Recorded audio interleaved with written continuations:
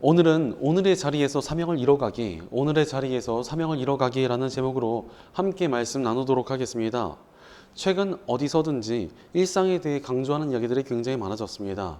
우리가 코로나라는 시대를 겪으면서 우리는 일상을 잃어버렸고 일상의 귀중함을 알게 되었습니다.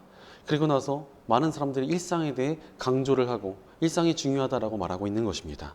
일상이 중요하다, 일상을 잘 살아야 한다, 일상이 인생을 만든다 등등 일상에 대한 구호와 메시지들이 넘쳐나고 있습니다.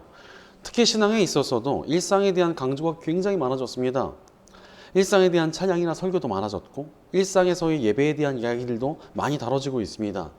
그러나 일상에 대한 메시지를 많이 들었어도 정작 일상을 소중히 여기는 사람들이 그리 많지는 않습니다. 많은 사람들이 그렇게 소중하다고 하는 일상을 대충 살아갑니다. 왜 그렇습니까?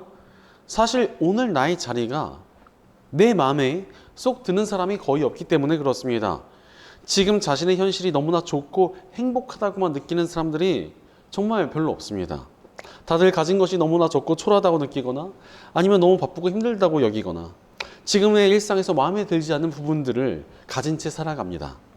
실제로 어떤 청년을 보니까 나름 괜찮은 직장에 들어가서 괜찮은 월급을 받았습니다. 그런데 그 청년이 거기서 만족하지 않고 매일같이 바쁘다면서 툴툴거리고 불만을 가지다가 끝내 이직을 하게 되었습니다. 그러더니 이번에는 일은 쉽고 퇴근은 빠르지만 월급이 적다면서 또 불평불만을 쏟아냈습니다. 많은 사람들이 이러한 모습과 크게 다르지 않은 상황으로 살아가고 있습니다. 문제는 이렇게 자신의 현실에 만족하지 못하다 보니까 현실 도피에 빠지는 사람들이 굉장히 많아졌습니다. 실제로 여러 가지 미디어에 과몰입하는 사람들도 많이 있고 커뮤니티나 SNS에 중독이 되기도 합니다. 안타까운 사실은 우리 크리스천들 중에도 현실 도피적인 신앙을 가진 사람들이 적지 않다는 것입니다.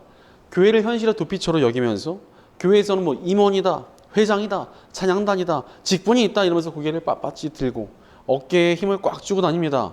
그러나 직장이나 세상에서는 일도 못하고 남들을 배려도 하지 않으며 인성마저도 인정받지 못하고 살아갑니다. 그저 저 사람은 교회를 다닌다고 하는 괴짜 취급을 받는 사람들도 적지 않습니다. 일상에서는 신앙적으로 살지 못하면서 교회에서만 신앙이 좋은 척하며 살아가는 것입니다. 바로 교회를 도피처로 여기고 교회에서만 모든 힘과 에너지를 쏟으며 세상에서는 정말 병든 닭처럼 살아가는 것입니다. 심지어 신앙과 일상을 철저히 분리하고 살아가는 사람들도 있습니다. 신앙은 신앙이고 내 삶은 내 삶입니다 라고 말을 하면서 일상 가운데 신앙을 아예 드러내지는 않습니다. 내 일상을 편안히 누리고 나의 자리에서 이득을 얻어야 되는데 신앙 때문에 그것이 거슬리는 것을 절대로 원치 않는다는 것입니다. 그러나 우리의 신앙은 일상에서의 삶을 통해 능력을 나타냅니다. 바로 일상에서의 변화가 있을 때 신앙의 능력이 나타나는 시작점이 되기 때문입니다. 예전에 인터넷에서 유행하는 글 중에 저를 좀 충격에 빠뜨린 글이 있었습니다. 어떤 사람이 최신 휴대폰을 사고 나서 감격해서 쓴 글인데 조금은 각색해서 읽어드리겠습니다. 확실히 최신 핸드폰을 사고 나서 내 인생이 달라졌다. 원래 고등학생 때는 일진들 눈도 못 마주치고 쓰레기도 아무데나 버리고 침도 뱉고 다녔는데 최신 폰 오너가 되니까 품위 유지하려고 스스로 노력한다. 방금도 길에 떨어진 쓰레기를 주워서 쓰레기통에 버렸다. 학생 때는 다른 친구들과 눈도 잘 못 마주쳤는데 이제는 배달 음식 주문할 때도 또박또박 말하고 편의점에서 알바생이나 눈 마주치고 말할 수 있게 됐다. 아무리 기분 나쁜 일이 있어도 샤워하면서 나는 누구? 최신 핸드폰 유저 하면서 웃으니까 기분이 좋아진다. 이래서 자리가 사람을 만든다는 말이 나온 것 같다. 순진한 친구 하나가 핸드폰 바꿨다고 자기 삶이 이렇게나 달라졌다는 것입니다. 아니 고작 핸드폰 하나 바꿨다고 자기 삶이 이렇게 달라졌다고 하는데 전능하신 하나님을 만나고 구원을 받은 우리는 얼마나 삶이 달라져야 되겠습니까? 우리에게 정말로 신앙이 있다면 우리의 삶이 그리고 일상이 달라져야 합니다. 바로 오늘 나의 자리에서 뭔가 다르게 사는 것이 우리의 신앙이 정말 제대로 된 것이라는 것을 증명하는 길이라는 것입니다. 그리고 그 신앙적인 일상에서 믿음의 능력이 나타나기 시작합니다. 그러니 우리는 오늘의 자리에서 믿음으로 살아가야 합니다. 하지만 신앙이 있다고 말하면서도 나의 일상이 전혀 변하지 않는 사람들이 적지 않습니다. 일상이 중요하다고 신앙적인 삶을 살겠다고 구호를 외치고 그런 메시지에 감동을 받지만 정작 자신의 일상 가운데 하나님의 뜻을 따라 살지는 않는 것입니다. 그저 교회에서만 신앙적인 삶을 살고 비신자들과 전혀 다를 바 없는 삶을 살기도 합니다. 그러나 이렇게 일상에서 드러나지 않는 신앙은 절대로 능력을 나타낼 수가 없습니다. 바로 일상에서 신앙을 드러내지 않고 살아가는 사람들은 신앙의 능력을 절대 경험하지 못합니다. 그러니 더더욱 신앙의 능력을 믿지 못하게 되고 점점 더 신앙적인 삶을 살지 못하게 되는 악순환에 빠지게 되는 것입니다. 그렇다면 이렇게 일상 속에서 하나님의 뜻을 따라 살아가지 않는 이유가 무엇입니까? 신앙을 가장 중요한 가치로 여기지 않기 때문에 그렇습니다. 그러니 내 삶의 안정이 깨질까 봐 두려운 것입니다. 내가 얻어야 될 이득을 포기할까 봐 또 걱정이 되는 것입니다. 또는 좋은 인간관계를 잃어버릴까 봐 근심하는 것입니다. 그렇기 때문에 하나님의 뜻을 포기합니다. 하나님의 뜻보다 내 삶의 안정과 이득과 관계가 더 중요하다는 것입니다. 하나님의 뜻을 따라 사는 것이 얼마나 중요한 가치며 얼마나 하나님의 능력이 나타나는 지혜로운 길인지에 대한 확신이 없으니까 전혀 신앙적으로 살아가지 못하고 있는 것입니다. 그러나 우리가 하나님을 믿는 믿음을 가장 중요한 가치로 여기며 믿음의 삶의 능력이 있다는 것을 믿는다면 우리는 이전과 같이 살아갈 수 없습니다. 하나님의 뜻을 따르는 믿음의 삶을 살아가게 됩니다. 그리고 그 삶을 통해 우리는 반드시 믿음의 능력을 경험하게 될 것입니다. 그러니 우리가 정말로 하나님을 믿는 믿음을 소중히 여긴다면, 그리고 우리 삶의 능력이 나타나길 바란다면 오늘의 자리에서 믿음으로 살아가야 합니다. 올해 우리가 Anchors Away, 하나님의 뜻을 향해 나아가자라는 주제를 가지고 여러 성경의 인물들을 살펴보고 있습니다. 오늘은 그 중에서 자신의 자리에서 하나님의 뜻에 순종했던 사람 에스더를 살펴보려고 합니다. 남유다 왕국이 멸망한 후에 유대인들은 바벨론의 포로로 끌려가게 되었습니다. 그 후 바벨론 제국도 페르시아에게 멸망을 당하게 됩니다. 끌려왔던 유대인들은 갑자기 자기들을 끌고 왔던 바벨론 제국이 망했으니까 다시 고향으로 돌아가지 못한 채 페르시아 제국 전역에 흩어져서 살게 되었습니다. 에스더는 그들 중에 한 명으로 부모님을 잃고 사촌오빠 모르드게의 양녀로 살고 있었습니다. 그러던 어느 날 페르시아의 왕비가 폐위를 당하게 됩니다. 그리고 왕은 새로운 왕비를 뽑고자 합니다. 페르시아 제국에 있던 모든 미녀들을 다 데려와서 왕후를 뽑았는데 그 중에서 에스더가 선택이 되고 그녀는 갑작스럽게 대제국 페르시아의 왕비가 되었습니다. 이 왕비란 자리가 얼마나 좋아 보입니까? 화려한 음식과 고급스러운 옷들, 수많은 일꾼들, 너무나 편해 보이는 자리입니다. 그러나 이 자리가 그렇게 좋기만 한 자리는 절대 아니었습니다. 우리가 보기에는 이 왕비란 자리가 엄청 높아 보이고 행복할 것처럼 보이지만 에스더 입장에서는 전혀 그렇지 않았을 수도 있다는 것입니다. 신앙을 가지고 있던 그녀가 왕이라고는 하지만 믿음이 없는 이방인과 결혼해야 했습니다. 또 왕에게는 자신만 있는 것이 아니라 첩도 많았을 것입니다. 또 궁 밖으로 나가서 자신의 양 아버지와 지낼 자유도 없었습니다. 심지어 왕의 총애를 받지 못하면 그냥 서랍에 갇힌 것과 같은 신세가 될 뿐이었습니다. 그러나 그 자리가 필요했기에 하나님께서는 그 자리로 에스더를 부르신 것입니다. 우리도 그렇습니다. 우리에게 맡겨진 자리가 마음에 들지 않고 왜 하필 이런 자리인가라는 생각이 들어도 하나님께서 계획이 있으셨기 때문에 그 자리를 맡겨주신 것입니다. 마찬가지로 지금 그 자리에서 우리를 사용하시려고 우리를 오늘 나의 자리에 두신 것입니다. 실제로 기독교에서 정말 중요한 단어 중에 하나가 바로 소명입니다. 하나님께서 어떠한 일을 맡기시려고 부르셨다는 것입니다. 그런데 이 소명을 사람들이 목회자들한테만 쓰는 경우가 많습니다. 하지만 이 소명이라는 것은 목회자들만의 전유물이 아닙니다. 모든 크리스천들에게는 다 소명이 있습니다. 바로 지금 내게 맡겨진 그 자리, 내가 지금 하고 있는 그 일이 하나님께서 맡기신 소명이라는 것입니다. 어느 자리에 있든지, 힘들고 바쁜 자리든지, 초라한 자리든지, 심지어 내 마음에 전혀 들지 않는 자리라고 해도 그 자리에 맡겨진 하나님의 뜻이 있다는 것입니다. 그러니 우리는 오늘 내게 맡겨진 오늘의 자리에서 믿음으로 살아가야 합니다. 예전에 어떤 집사님께서 너무나 마음에 들지 않는 곳으로 발령을 받게 되셨다고 합니다. 제발 여기만 피했으면 좋겠다라고 했는데 하필 딱 그곳으로 가게 된 것입니다. 거기는 승진도 어렵고 거리도 아주 멀어서 회사에서 귀향지처럼 여겨지는 곳이었기 때문이었습니다. 처음에 그곳에 가게 되자 너무나 절망한 채로 정말 아무것도 할 마음이 들지 않았다고 합니다. 그러다가 믿음이 있는 사람이 이렇게 살 수는 없다라고 생각을 하면서 그곳의 관리자로서 성실히 일하고 다른 사람들을 잘 챙기고 일을 해나가셨다고 합니다. 심지어 이분이 사람들을 잘 챙기니까 그분 덕에 신앙을 가진 사람들도 생겨서 작은 기도 모임까지 생겼습니다. 또 워낙 좋지 않은 자리다 보니까 다들 의욕이 없었는데 새로운 관리자가 와서 너무나 열심히 일을 하니까 그것이 조금씩 변화되고 실적도 좋아지더라는 것입니다. 그런데 실적이 좋아질 리가 없는 곳에서 실적이 나오니 본사에서 그것을 주목해보게 됩니다. 그리고 그 집사님의 공로를 인정받아서 막혀있던 승진의 길이 열리게 되었다는 것이었습니다. 그러면서 그분이 어딜 가든 하나님의 뜻은 성실함에 있다라고 말씀을 해주셨습니다.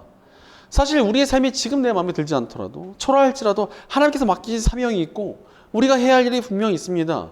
그 자리에서만 할 수 있는 일, 그 자리에서만 배울 수 있는 것들, 그 자리에서만 경험할 수 있는 것들이 있습니다.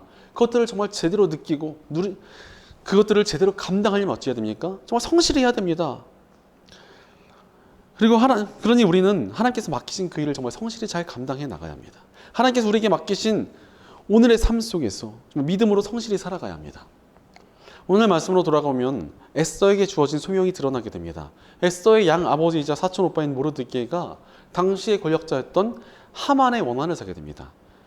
심지어 하만에게 제대로 경의를 표하지 않았다라는 별 시덥지 않은 이유 때문이었습니다. 인사 하나 안 했다고 이 악한 권력자가 화가 난 것입니다. 그런데 이 하만이 얼마나 악했는지, 하만은 모르드게 한 사람이 자기 마음에 안 들었다고 모르드게와 같은 민족인 유대인 전체를 다 몰살시키려는 음모를 꾸밉니다. 심지어 왕의 측근이었던 하만이 왕을 설득하니 왕도 그 일을 허락해 주었습니다. 유대 민족이 전체가 다 몰살당한 엄청난 위기에 처하게 된 것입니다. 이 사실을 알게 된 유대인들은 절망했습니다. 그러자 모르드게는 왕비가 된 자신의 수양딸 에스더에게 도움을 청했습니다. 왕을 설득해서 민족 전체가 몰살당할 비극을 막아달라는 것이었습니다. 이렇게 왕을 설득하기 위해 왕에게 나아갈 수 있는 사람은 유대인 중에서는 왕비인 에스더뿐이었습니다. 그녀의 자리가 쓰임받을 상황이 된 것입니다. 그런데 에스더는 이러한 중대한 임무에 바로 순종하지 못했습니다. 당연히 많은 사람들을 구하는 것이 하나님의 뜻이었지만 그녀는 두려웠던 것입니다. 11절을 보니까 임금님이 부르시지 않는데 안뜰로 들어가서 왕에게 다가가는 자는 남자든지 여자든지 모두 사형으로 다스리도록 되어 있습니다. 이러한 법은 모든 신하들과 왕이 다스리는 모든 지방 백성들이 다 알고 있습니다. 다만 임금님이 금으로 만든 귀를 내밀어서 목숨을 살려주실 수는 있습니다. 그런데 임금님이 나를 부르지 않으신 지가 벌써 30일이나 되었습니다 라고 에스더 말합니다. 페르시아의 왕들은 암살의 위협에 시달렸기 때문에 누구도 왕 앞에 함부로 나갈 수가 없었습니다. 그뿐이 아니라 온 나라에서 에스더가 가장 아름답다며 왕비로 삼았던 왕이 이제는 애정이 식었는지 그녀를 한 달간이나 만나주질 않았습니다. 그러니 에스더가 왕 앞에 나아간다는 것은 너무도 위험하고 두렵고 불안한 일이었습니다. 큰 벌을 받거나 목숨을 잃을 수도 있는 두려운 상황이었기 때문입니다.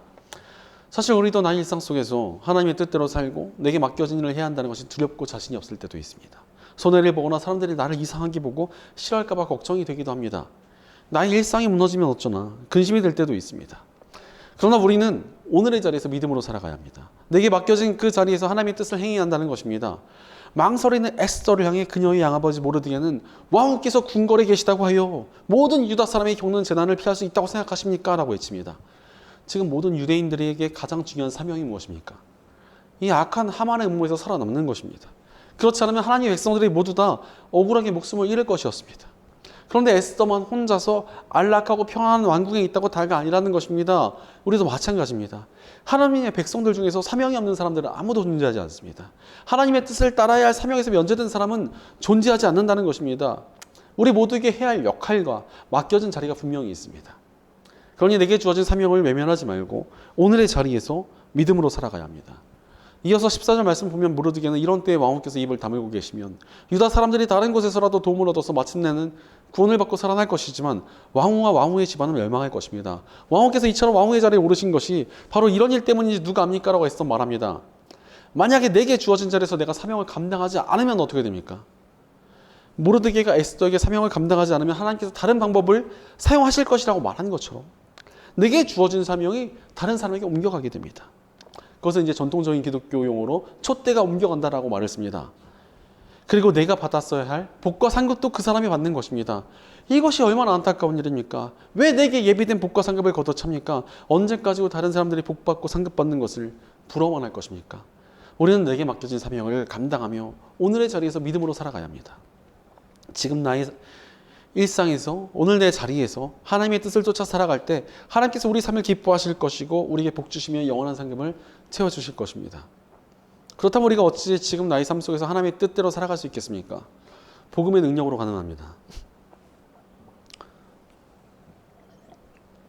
하나님께서는 이 땅에서 죄에 물들어가던 우리를 십자가로 구원하셨습니다. 이 구원은 단순한 구원이 아니라 죄인이었던 우리를 의인으로 바꾸는 것이었으며 땅의 백성인 우리를 하나님 나라의 백성으로 바꿔주시는 것이었습니다. 이제 우리는 하늘의 백성이 되었습니다. 물론 그렇다고 우리가 구원받자마자 천국에 가서 살게 되는 것은 아닙니다. 이 땅에서 이루어야 될 사명이 있기 때문에 아직은 이 땅을 살아가야만 합니다. 다만 이제 우리의 신분은 하나님 나라의 백성이 되었습니다. 그리고 이 땅에서 하나님 나라를 알리고 전하며 세워가야 할 사명이 주어졌습니다. 그래서 성경은 우리의 신분이 하나님 나라의 대사 또는 사신이라고 말씀하십니다. 하나님께서 이 땅에 보내신 외교관이 바로 우리라는 것입니다. 그러니 우리가 무엇을 위해 살아야 합니까? 하나님 나라를 위해 살아가야 합니다. 외교관이 파견된 외국을 위해서만 일한다면 그것은 배신이요 반역입니다. 하나님 나라 외교관은 하나님 나라와 하나님의 뜻을 위해서 살아야 합니다. 게다가 그 일을 해내기 위해 우리를 그냥 던져주신 것이 아닙니다. 우리를 위해 십자가까지 지시며 사랑을 보이신 예수님께서 세상 끝날까지 우리와 함께 하신다고 약속해 주셨고, 성령 하나님께서는 아예 우리 안에 들어와서 우리 아들 함께 걸어가고 계십니다. 그러니 우리는 내 삶의 자리에서 하나님의 뜻을 따라 살아갈 수 있는 것입니다. 그리고 그 삶이 하나님의 기쁨이 되며 하나님의 복과 능력을 풍성히 누리는 삶이 됩니다. 그러니 하나님의 뜻을 따르며 오늘을 사는 것이 내 힘과 노력으로 내 일상을 일구 지켜내는 것보다 훨씬 더 아름답고 풍성하게 우리의 삶을 세워가는 지혜로운 길입니다. 그러므로 내 삶을 온전히 세워가기 위해 우리는 오늘의 자리에서 믿음으로 살아가야 합니다. 지금 자신의 자리에서 하나님의 뜻을 행하고 소명을 쫓는 이들의 삶을 하나님께서 온전히 세워주시고 복 주실 것이기 때문입니다. 그렇다면 우리가 오늘의 삶에서 구체적으로 어떻게 하나님의 뜻대로 살아가야겠습니까? 첫째로 하나님의 뜻에 순종하며 오늘의 자리에서 믿음으로 살아가야 합니다. 우리가 하나님의 뜻을 따르려면 어찌해야 합니까? 하나님께서 우리에게 보여주신 뜻에 순종해야 합니다. 되든 안 되든 순종하지 않으면 아무것도 되질 않습니다. 하나님께서 아무리 좋은 기회를 주셔도 순종하지 않으면 소용이 없습니다. 에스더도 그러했습니다. 사실 왕비의 자리여도 순종하지 않았다면 그녀를 통해서 아무런 일도 일어나지 않았을 것입니다. 그러나 에스더는 순종했습니다. 비록 왕이 자신을 찾지 않고 감히 왕 앞에 나아갈 자격이 없는 비참한 상황이었지만 그녀는 나아가기로 결단하고 순종했습니다. 그렇게 순종하자 거기서 역사가 시작되었습니다. 우리 인생도 마찬가지입니다. 내 삶에 주어진 하나님의 뜻에 순종할 때 하나님의 역사가 나타나는 것입니다. 예전에 알던 한 청년이 대학 입시에 실패한 채로 군대에 갔다가 제대를 하게 되었고 20대 후반의 나이에 아무런 스펙도 없이 멍하게 지내고 있었습니다. 그런데 그 청년의 친구가 야, 너 그렇게 있어서 뭐하냐, 같이 교회 나가자, 이렇게 설득을 했습니다. 그래서 교회 나온 이 청년이 잘 적응을 한 것은 아니었지만 거기에 가만히 앉아있다가 말씀에 감동을 받게 되었습니다. 특히 군대를 전역한 것 이외에 아무것도 없는 자신에게도 하나님의 부르심이 있다라는 말씀을 듣고 감동을 받아서 내가 좀 뭐라도 해봐야겠다라는 그런 마음이 들었고 그 마음에 순종했습니다. 그래서 교회는 나오지만 자신처럼 정착을 제대로 못한 다른 청년들을 챙기기 시작했습니다. 그리고 거의 그 교회에서 정착을 못하는 청년들의 대장격으로 신앙생활을 했습니다. 오히려 적응 못한 다른 청년들을 잡아놓고 교회에 붙여놓는 역할을 너무나 잘 감당했던 것입니다. 그 결과 정착을 제대로 못했던 그 청년들 중에 하나님을 제대로 만나고 변화되는 청년들이 생겼습니다. 그런 이 청년들이 갑자기 하나님을 만나니까 열정이 너무나 뜨거워져서 이 청년들을 중심으로 청년부가 부흥되고 성장하기 시작했습니다. 심지어 그 청년들 사이에서 목회자가 된 사람까지 나타났습니다. 그 청년도 그 과정 속에서 자신이 사람들을 이끌고 나아가는 그런 은사가 있다는 것을 깨닫게 되었습니다. 그래서 그것을 살려서 지금은 좀 작은 사업체를 운영하면서 가정을 꾸리고 정말 좋은 집사님으로 잘 살아가고 있습니다. 바로 내 자리에서 하나님의 뜻이 느껴진다면 그것에 순종해야 됩니다. 거기서부터 하나님의 뜻이 이루어지기 시작하고 하나님의 역사가 나타나는 것입니다. 내 인생이 초라해도 괜찮습니다. 알바만 하고 있어도 괜찮습니다. 쉬고 있어도 괜찮습니다. 아니면 너무나 바쁘고 빡센 인생이어도 괜찮습니다. 그 자리에 분명히 하나님의 뜻이 있습니다. 그러니 내 자리에 대해 불평과 불만하고 절망하기보다 순종하시기 바랍니다. 하나님께서 순종하는 우리를 통해 반드시 새로운 역사를 이뤄가실 것입니다. 그러므로 우리는 순종하며 오늘의 자리에서 믿음으로 살아가야 합니다. 내게 주어진 자리 가운데 하나님의 일에 순종하며 하나님께서 이뤄가시는 새로운 역사 가운데 쓰임받는 저와 여러분 되시기를 간절히 축원합니다. 둘째로 기도하며 오늘의 자리에서 믿음으로 살아야 합니다. 우리가 우리에게 맡겨진 사명을 어떻게 감당해야 합니까? 그냥 내 힘으로 하려고 하면 아무것도 되질 않습니다. 하나님의 일은 사람의 힘으로 하는 것이 아니기 때문에 그렇습니다. 하나님께서는 우리에게 어떤 일을 맡기시면 그냥 맡겨두고 방치하는 분이 아니십니다. 하나님께서는 우리에게 일을 맡기실 때 도울 준비를 이미 해두십니다. 하나님의 능력으로 그 일을 도와주시려 한다는 것입니다. 그러니 그 능력을 구해야만 우리가 하나님의 일을 해낼 수가 있습니다. 그렇다면 하나님의 능력을 구하는 방법이 무엇입니까? 바로 기도입니다.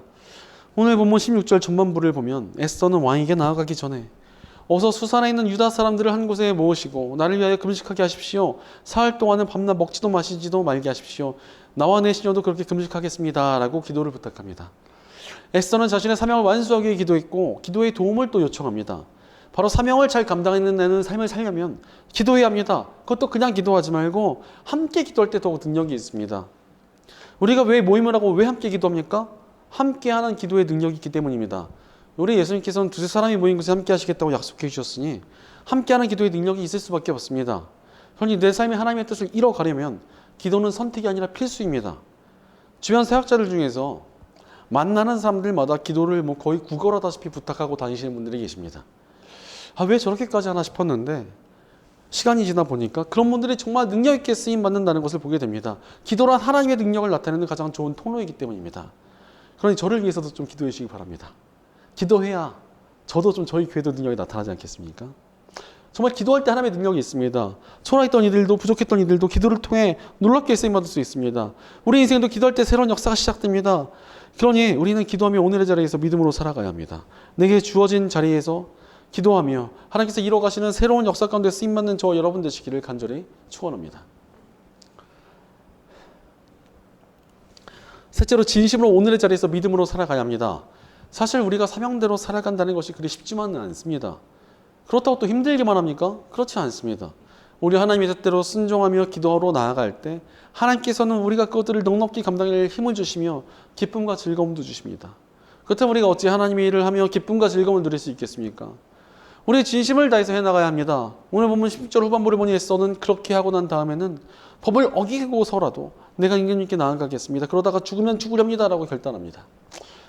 하나님의 일을 하기 위해 결단했고 자신의 목숨을 거는 진심을 다하겠다는 것이었습니다. 우리가 사명을 감당해 나갈 때 우리 마음을 담는 것이 정말 중요합니다. 대충 하지 말고 진심을 다할 때 능력이 나타나기 때문입니다. 에스더가 죽으면 죽겠다는 진심의 고백을 했던 것처럼 우리도 진심을 담아서 하나님의 일을 향해 나아갈 때 반드시 능력이 나타나게 되어 있습니다. 실제로 무슨 일을 하든지 진심을 할 때 능력이 있고 그것을 통해 보람을 느끼고 거기서 정말 힘이 있기 때문입니다. 5살 꼬마 아이 요츠바와 아버지의 일상을 그린 요츠바랑이라는 일본 만화가 있습니다. 거기에 정말 인상 깊은 장면들이 많이 등장을 하는데 그중에 좀 제가 마음에 많이 와닿던 장면이 있습니다. 이 어린 요츠바가 청소를 너무너무 하기 싫어하니까 그것을 본 할머니가 한마디를 해줍니다. 즐겁게 청소하는 방법이 있단다. 그것은 진심으로 청소할 것. 이분이 굉장히 인상이 깊었습니다. 진심으로 하지 않은 일은 어떤 것을 하든지 그리 재미가 없습니다. 진심으로 하지 않으면 아무리 좋은 일이라도 그냥 지루할 뿐입니다. 그러나 하나님의 일을 그리고 그 어떤 일이라도 진심으로 할 때 그 안에서 정말 진정한 보람을 느끼고 힘이 나타나는 것입니다. 사실 우리가 하나님의 뜻대로 순종하는 것을 어렵고 힘들며 두렵다고 느끼는 사람들이 많지 않습니까? 그러나 진심으로 해보십시오. 진심으로 해보면 즐거워집니다. 우리 또 마음이 담긴 만큼 하나님께서 주시는 것들을 더욱 누릴 수 있기 때문입니다. 그러니 우리에게 하나님께서 주시는 은혜와 능력이 나타나고 그로 인해 우리 마음에 기쁨과 평강이 넘쳐나게 됩니다. 실제로 에스더도 진심으로 하나님의 일을 위해 나아갔고 그 일은 기쁨으로 돌아왔습니다. 목숨을 걸고 왕에게 나온 에스더를 보고 왕은 깊은 애정을 느끼게 됩니다. 그리고 함부로 자신에게 나온 에스더를 바로 용서해 줬을 뿐 아니라 그녀의 부탁이라면 나라의 절반까지 주겠다는 로맨틱한 고백을 합니다. 하나님께서는 에스더의 순종과 기도를 보시고 또 그녀의 진심을 보시고 선한 결과로 갚아주셨습니다. 우리 인생도 마찬가지입니다. 하나님의 뜻에 진심으로 나아가면 반드시 새로운 역사가 나타납니다. 그러니 진심을 다하며 오늘의 자리에서 믿음으로 살아가야 합니다. 내게 주어진 자리 가운데 진심으로 하나님의 뜻을 따르며 하나님께서 이뤄가시는 새로운 역사 가운데 쓰임받는 저 여러분 되시기를 간절히 축원합니다. 사랑하는 여러분, 믿음이 우리의 오늘을 바꾸고 있습니까? 나의 일상 가운데 하나님의 뜻을 따르고 있습니까? 그것이 우리의 소명을 감당하는 일이며 하나님의 뜻이 우리의 삶이 이루어지는 길입니다. 러시아의 대문호 톨스토이는 세상에서 가장 중요한 때는 지금 이 순간이고 가장 중요한 것은 지금 함께 있는 사람이고 가장 중요한 일은 지금 내 곁에 있는 사람들에게 좋은 일을 하는 것이다 라는 말을 했습니다. 지금 나의 자리가 너무도 중요하다는 것입니다. 우리 크리스천들에게 더욱 그렇지 않겠습니까? 하나님께서 주신 지금 이 순간에 하나님의 뜻대로 순종하며 지금 우리와 함께 하시는 하나님을 위해 살아가는 것이 가장 중대하고 귀중한 일입니다. 그리고 그렇게 살아갈 때 하나님의 역사가 나타나게 되어 있습니다. 실제로 에스더는 하나님께 순종하고 기도하며 진심으로 나아갔습니다. 그러자 왕은 에스더의 부탁을 들어주었고 유대인들을 죽이려는 악한 하만의 음모가 꺾여질 뿐만 아니라 오히려 악한 하만이 사형을 당하고 철저히 멸망하게 됩니다. 유대인들은 구원을 얻고 에스더의 양아버지 모르드게는 왕의 다음 자리까지 오르게 되어 하나님의 백성들을 보살필 수 있게 되는 선한 일이 일어났습니다. 자신의 자리에서 사명을 다한 사람들 덕분에 엄청난 역사가 일어났습니다. 한 민족이 구원을 받았고 악한 자들의 심판받았습니다. 우리도 어느 자리에 있던지 사명을 향해서 오늘을 힘껏 살아가면 우리의 삶을 통해 세상을 살리고 변화시키며 쓰임받는 능력의 역사가 나타나게 되어 있습니다. 그러므로 우리는 오늘의 자리에서 믿음으로 살아가야 합니다. 그러니 하나님의 뜻을 이루며 하나님의 손으로 세워지는 인생을 살아갈 사람은 누구입니까? 하나님의 뜻에 순종하며 하나님을 위해 오늘을 살아가는 저와 여러분입니다. 하나님께서 예비하신 복과 능력과 상급과 은혜를 풍성히 누릴 사람은 누구입니까? 하나님께 기도하며 하나님의 능력으로 지금 나의 삶을 힘껏 살아가는 저와 여러분입니다. 하나님께 쓰임받아 하나님 나라를 확장하며 영혼을 구하고 온 나라와 모든 민족을 살리는 일에 쓰임받을 복된 사람은 누구입니까? 진심을 다하여 하나님을 위해 일상을 살아가는 저와 여러분입니다.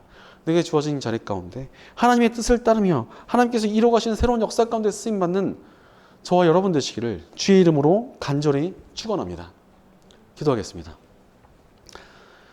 우리를 사명의 자리로 불러주시고 능력과 은혜를 베풀어 주시는 아버지 하나님 감사합니다. 하나님께서 우리를 사용하시기 위해 불러주신데도 불구하고 우리의 자리에 대해 불평과 불만을 가지고 우리 일상을 대충 보내지는 않았는지 우리의 삶을 돌이켜봅니다. 그러나 이제 우리가 내게 맡겨진 자리가 곧 소명의 자리라는 것을 깨닫습니다. 우리 일상 가운데 하나님의 뜻을 따르며 믿음으로 살아가게 하옵소서. 오늘 나의 자리 가운데 순종하게 하시고 기도로 사명을 감당하게 하시며 진심을 다해 쓰임받게 우리를 도와주시옵소서. 오늘 우리 자리 가운데 쓰임받는 저희가 되게 하여 주시옵소서. 우리 공동체 가운데도 함께 해주셔서 우리가 함께 온전한 일상을 살아가고 함께 소명을 감당하며 쓰임받는 오늘의 공동체가 되게 하여 주시옵소서. 언제나 우리와 함께 하시며 새해를 행하시는 우리 주 예수님의 이름으로 기도드리옵나이다. 아멘.